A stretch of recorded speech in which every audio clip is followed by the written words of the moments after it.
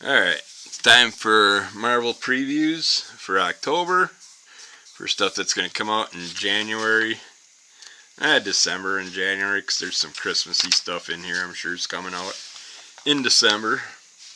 Starting out with Laura Kinney, Wolverine, #1, which I wish they would have just left her under the X-23 name. I don't know why they got to call her Wolverine. Yeah, she's a Wolverine's daughter or whatever, but so are the other ones. It's like, it's just confusing using the same name over and over with these characters. But the best mutant defense. Wolverine takes the fight to those who stand as enemies of mutant kind. Laura Kinney was bred to be the ultimate assassin as X-23. She's long left that life behind, but as she encounters mutants being forced to use their powers against their will, Wolverine takes it upon herself to right these wrongs, no matter who stands in her way. Dynamic scripter Erica Schultz and Giada Belviso bring Wolverine on her first mission abroad in From the Ashes era as Laura takes the fight to mutant oppressors wherever they may hide. But yeah, I hate that they keep reusing these names. Give them something a little bit different. It's like you got Kid Venom instead of another Venom. I mean, I'm sure once he grows up, they'll just call him Venom. But speaking of Venom, we got all new Venom #1. Who is the all new Venom? The smiling, swashbuckling spider hero New York loves to hate to love is back, and more fun-loving than ever. That's right, it's Venom. An all-new host is taking the symbiote in a whole new direction. But who? It could be the journalist, the terrorist, the sidekick, or even the mayor. We're giving you all the clues, good believers. But you won't know until the mask comes off. As Al Ewing takes Venom in a completely new direction with Carlos Gomez bringing this story to gorgeous life.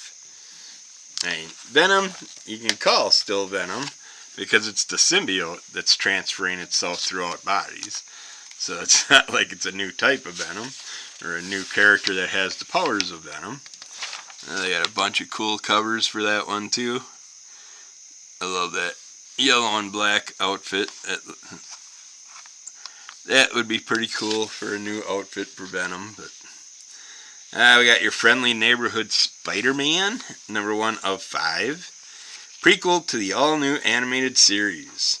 In Marvel Animation's new series, we find Peter Parker still finding his footing on his journey to become the Spider-Man we all know and love. In this series, you can take the very first steps along with him, as he discovers his powers, decides to become a hero, and even picks out his name and costume.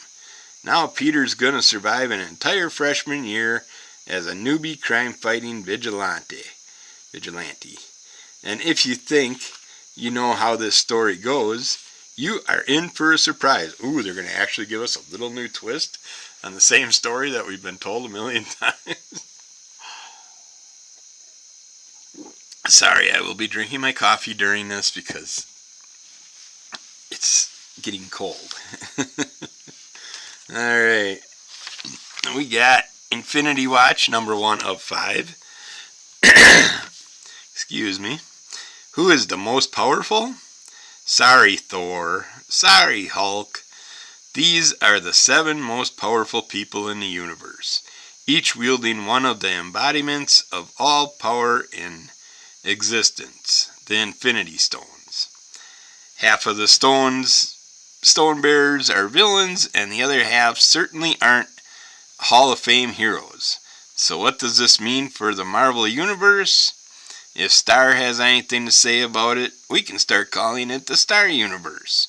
Can Colleen Wing or Phil Coulson possibly tilt the balance towards good?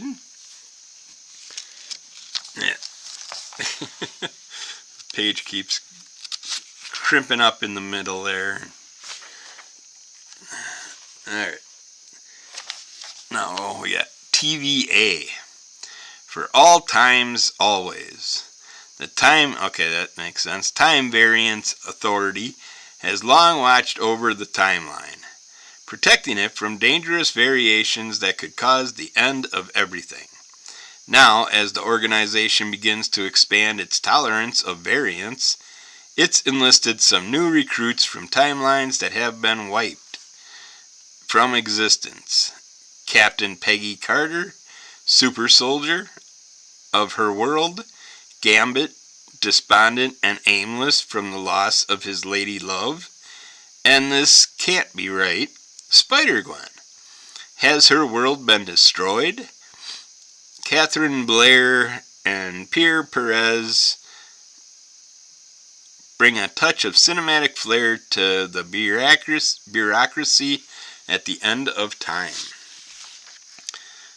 I hate time travel, but I love the Loki series, so I don't mind that so much.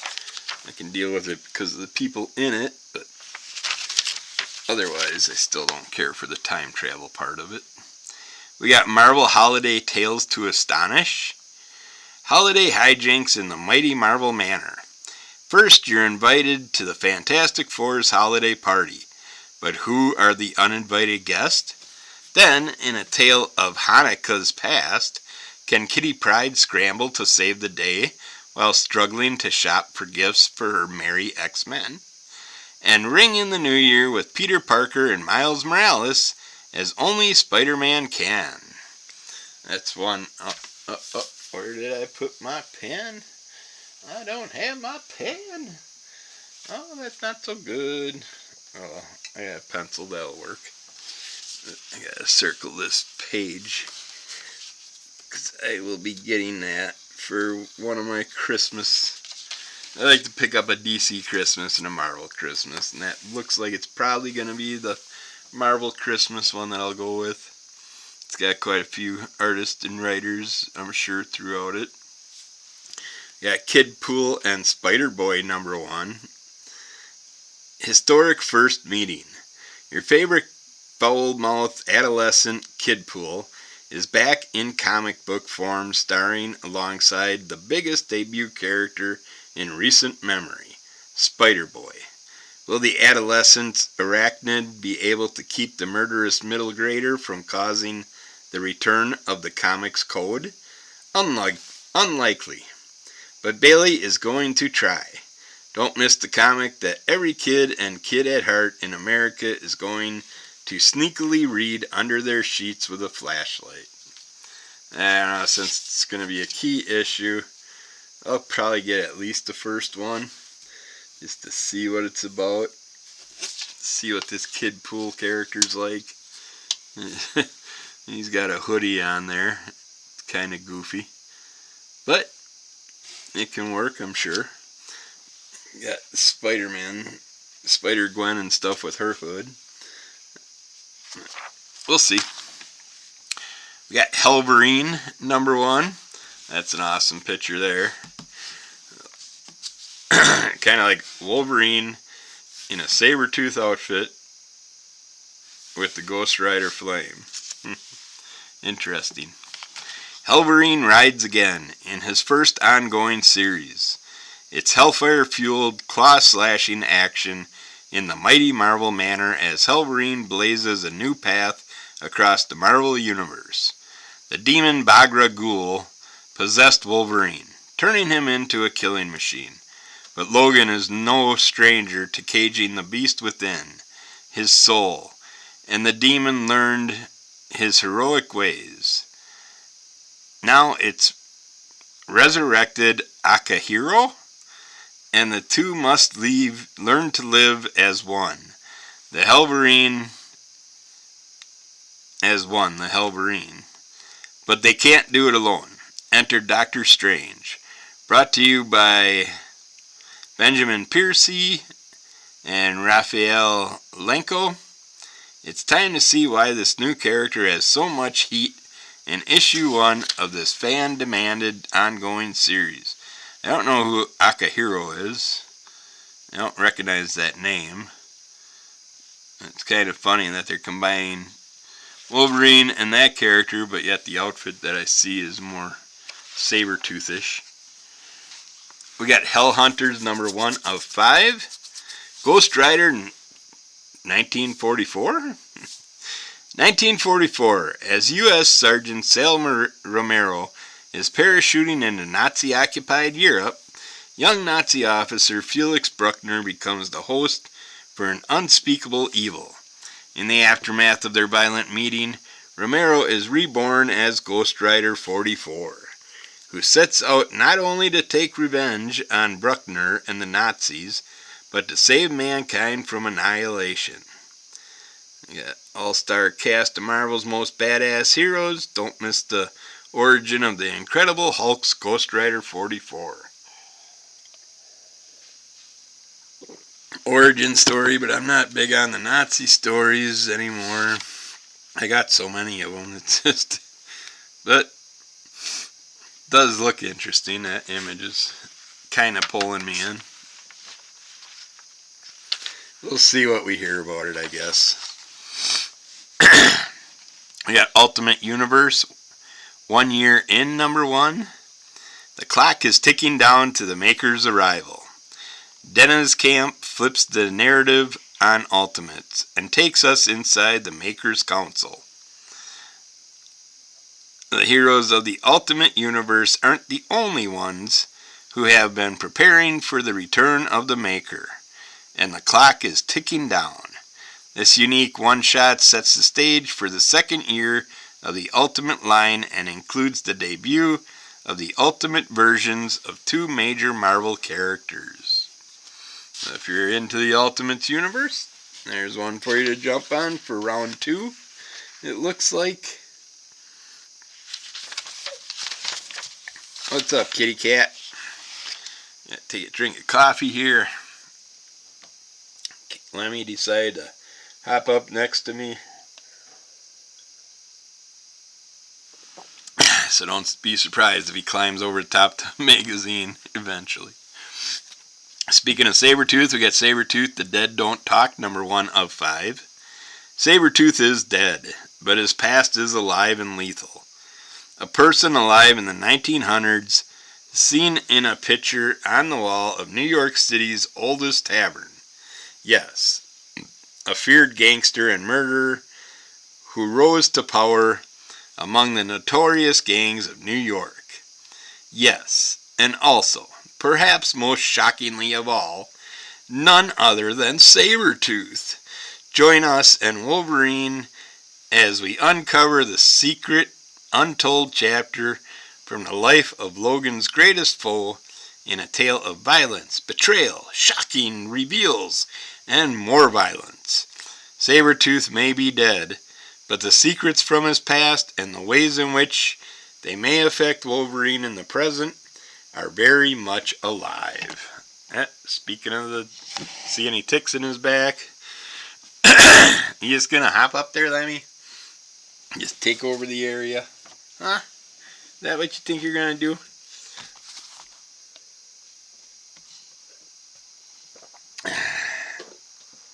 I'm gonna try and knock over my coffee too. Are you gonna get out of the way? Out of the camera? just lay down over there. A little freakazoid. Alright, gotta jump quite a few pages here, so better do it before he lays down on top of my magazine. He has a tendency to do that. We got Weapon Extraction. Deadpool Wolverine Weapon Extraction number 1.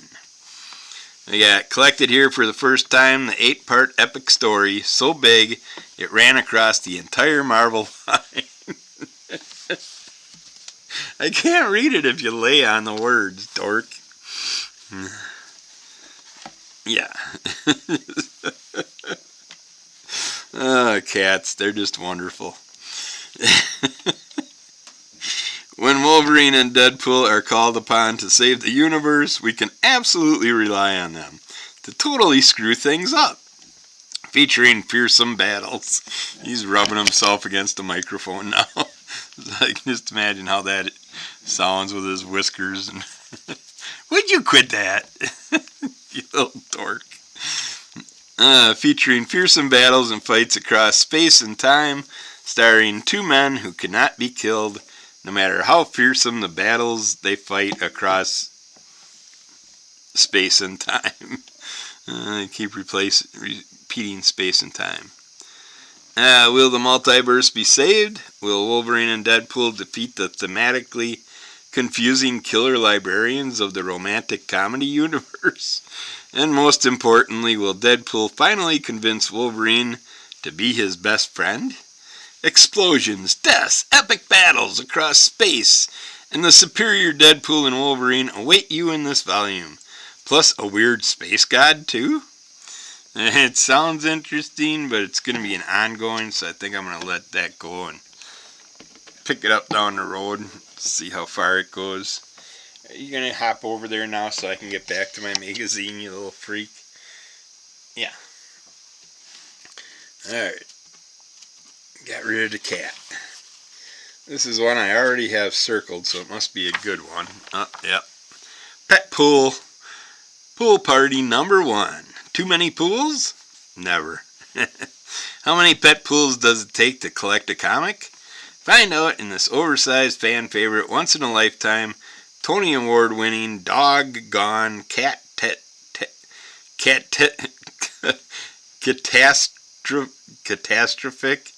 I can't say that word today, mouse, something or other comic book, collecting every single installment ever of the Dog Pool, Cat Pool, Mouse Pool, and Dog Pool Team Up Infinity Comics. What's that? You want more? Well, it's your lucky day, because we've also thrown in a brand new, never before seen Pet Pool Holiday Instant Classic that we created just for this printing. Why? Because you fucking deserve it. Well, this is a pretty big book then, it's gotta be, and it's only $7, that's not bad. Sounds like it's got a good variety of stories. But yeah, definitely picking that one up, and I have a feeling that one might turn into a club pick on the Crimson Color Comic Club. So we've been obsessed with animal books and with the, Mickey Mouse style books, all the Disney characters. So that might be a club pick if you listen to Crimson Color Comic Club, which you should. Alright, we gotta jump another 10 pages. Oh, another one. This one will probably definitely be a club pick too. Alligator Loki. Alligator Loki Holiday Special number 1. An Alligator Loki Holiday Spectacular? The Alligator of Mischief is back to save the holidays. Join Alligator Loki and his many friends, from the X-Men to the Young Avengers to several symbiotes, as they romp across the Marvel Universe, sowing chaos, camaraderie, and equal stride. Don't miss a brand new story starring Alligator Loki and the real meaning of the holiday season. Family. This issue also collects issues number 13 to 24 of the hit Alligator Loki Infinity comic for the first time in print. Awesome. Looking forward to that one. I better definitely circle that. It's a keeper. It's a picker. We got Alien Paradiso, number 1 of 5. Welcome to Paradiso. Welcome to Paradiso, where the money flows like blood and the blood flows like acid. The Tulum of space, Paradiso is a hidden gem among the colonies with its typical climate, white sand beaches, and remarkable population of hyper-wealthy criminals. When colonial marshals, Dash Nanda and Lydia Reeves are sent there to bust a smuggling ring, they think they've hit the job assignment jackpot. But the only ones getting lucky here are those hungry enough to take what they need. Steve Fox, Edgar Salazar, and guest contributor Peter Guyan shine neon lights on the horrors of the Alien franchise with a bold story of the gambles we must take to survive. Big old awesome picture there. And one last one, we got Star Wars, The Battle of Jakku, Last Stand. This is number 1 of 4, excuse me. A dark force strikes at the heart of the just formed New Republic and serves as a reminder that the galaxy is far from a safe place.